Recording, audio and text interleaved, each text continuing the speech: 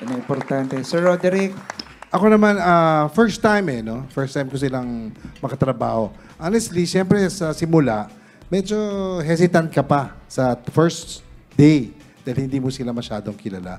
But as the taping goes, parang nakikita mo na mukhang handa yung mga bata. And aside from that, I think they went through a certain parang training or seminar or workshop. So, sa tingin ko may karga sila. May dala sila at ang gusto ko lang sa kanila, seryoso sila sa ginagawa nila.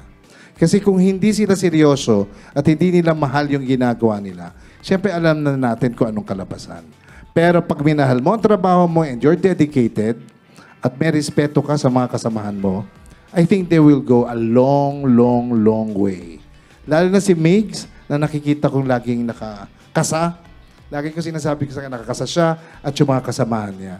At tinitingnan ko, merong playtime, di ba? Nangyayari naman yun kasi nakaka-board naman kung buong naghihintay ka, hindi ka maging masaya. Pero nakita ko pag sinabing ready, take, they're all ready and prepared.